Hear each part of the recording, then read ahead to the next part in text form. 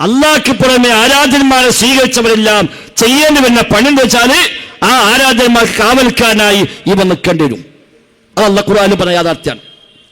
അള്ളാഹ്ക്ക് പുറമെ ഏത് ആരാധന്മാരെ ആര് സ്വീകരിച്ചാലും ശരി, ആ ആരാധനക്ക് കാവൽക്കാരായി ഇവർ നിൽക്കേണ്ടി വരും.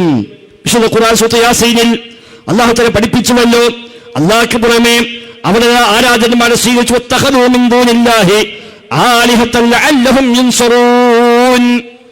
പടച്ചോന് പുറമെ അവർ ആരാധന്മാരെ സ്വീകരിക്കുന്നു. എന്തിന്? ലഅല്ലഹും യുൻസറൂൻ, അവർക്ക് സഹായം കിട്ടാൻ വേണ്ടി. എന്തിനാ ആരാധന്മാരെ സ്വീകരിച്ചത്?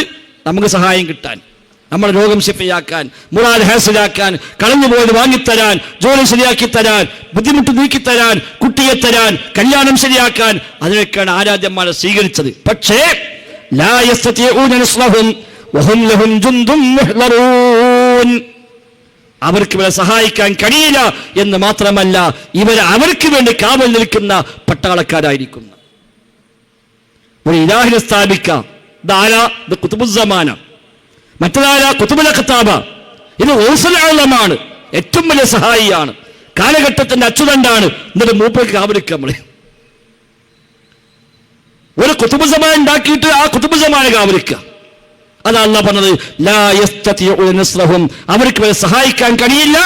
വഹും ലഹും ജുന്ദും മുഹ്ളറൂൻ, ഇവർ അവർക്ക് വേണ്ടി സജ്ജമായി നിൽക്കുന്ന പട്ടാളക്കാരായി, സൈന്യമായി നിൽക്കുന്നവരായിരിക്കുന്നതാണ്. ഇങ്ങോട്ട് കാവലില്ല, അങ്ങോട്ട് കാവൽ കൊടുക്കുക ചെയ്യാം. അങ്ങോട്ടാ കാവൽ കൊടുക്കുക. പേരോ നമ്മളെ പ്രശ്നം തീർക്കാൻ അവിടെ പോയാൽ മതി. സംഗതിയെല്ലാം ഓർക്ക് നമ്മൾ കാവൽക്കായി നിൽക്കുന്നതാണ്. അതാണ് അവിടെയും ഉണ്ടായത്. ഇബ്രാഹിമിനെ കഴിച്ചു കളയാം, വൻസുറു ആലിഹത്തക്കും, എന്നിട്ട് ഇലാഹുകളെ സഹായിക്കാം. നാടൊന്നിച്ച് തീരുമാനിച്ചു. ആ തീയിന്റെ പ്രത്യേകത എന്താ അറിയോ?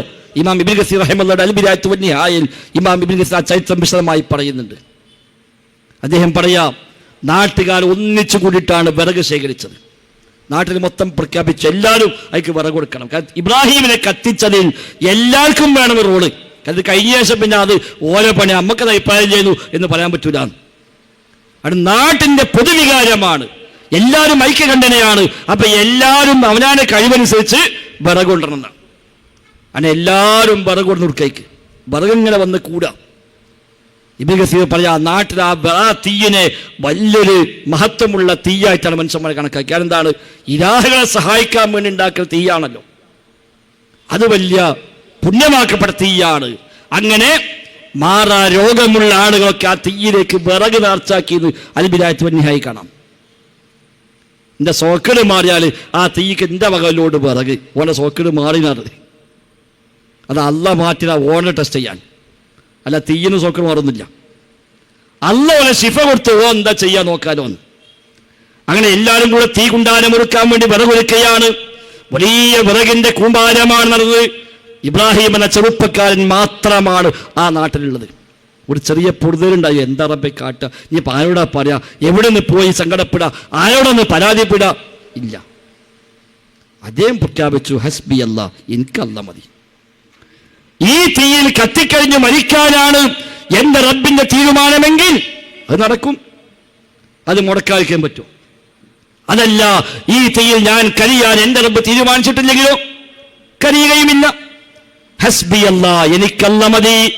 വനിഅമൽ വകീൽ, എല്ലാം ഏൽപ്പിക്കാൻ ഏറ്റവും മതിയായവൻ അല്ലാഹുയാകുന്നു. അങ്ങനെ വലിയ വിറകിന്റെ കൂമ്പാരം ഒരുക്കിയിട്ട് അവിടെ തീ കൊടുത്തു. തീ ആളിക്കത്തി. ദിവസങ്ങൾ, ആഴ്ചകൾ നിന്ന് കത്തിയ തീയായിരുന്നു അത്.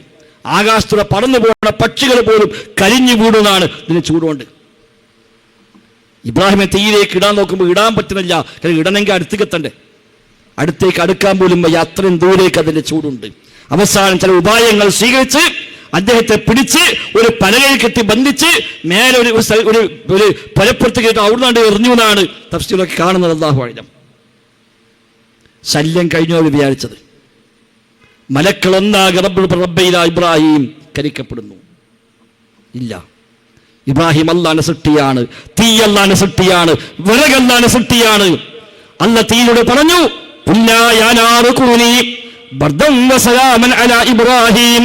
തീ എന്റെ ഇബ്രാഹിമിന് തണുപ്പായി മാറണം, രക്ഷയായി മാറണം, വഅറാദൂ ബിഹി കൈദ ഫജഅൽനാഹുമുൽ അഖ്സരീൻ.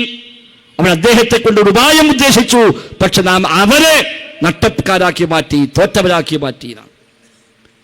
പുറത്ത് പെരുംചൂട് അടുക്കാൻ വയ്യ, നാട്ടിലേക്ക് സന്തോഷം, ഏതായാലും ഓന്റെ കഥ കഴിഞ്ഞല്ലോ. അദ്ദേഹം സ്വസ്ഥമായി തണുപ്പനുഭവിച്ച് നല്ല സുരക്ഷിതമായി ആ തീയിന്റെ ഉള്ളിൽ കിടക്കുക. ദിവസങ്ങളോളം മാളിക്കത്തി അവസാനം തീ അങ്ങ് കെട്ടടങ്ങുമ്പോൾ ഒരു രോമത്തിന് പോറേക്കാതെ തിരിച്ചുകൊണ്ട് വരികയാണ്. പടച്ചറബിനെ മനസ്സിലാക്കിയ പിന്നെ അവിടെ വേജാറില്ല. അല്ലെങ്കിലോ എന്താ കാട്ട്, ഓരൊക്കെ പടം നമുക്കെതിരെയാണ്, എല്ലാവരും കൂടിയിരിക്കുന്നത്. ഇനിയിപ്പോൾ എന്താ ചെയ്യുക? ഒന്നും ചെയ്യണ്ട. ഞാൻ ചെയ്തിട്ടുള്ള കാര്യമുണ്ടോ? ഇല്ല. അല്ലാഹുമ്മ ലാ മാനിഅ ലിമാ അഅ്തൈത. റബ്ബേ നീ തന്നാൽ തടുക്കാൻ ആരുമില്ല. ഈ ഒരു ബോധ്യം, ഈ യഖീൻ, അതാ തൗഹീദിന്റെ മർമ്മം. ഉഹദ് യുദ്ധം കഴിഞ്ഞിട്ട് മുസ്ലിംകളെ കുറിച്ച് പരാജയം ഉണ്ടായാലും ഉഹദിന് കഴിഞ്ഞു പോകുമ്പോൾ അബൂ സുഫിയാൻ പറഞ്ഞു, മുഹമ്മദ് നമുക്ക് അടുത്ത കൊല്ലം ബദറിന് കാണാം.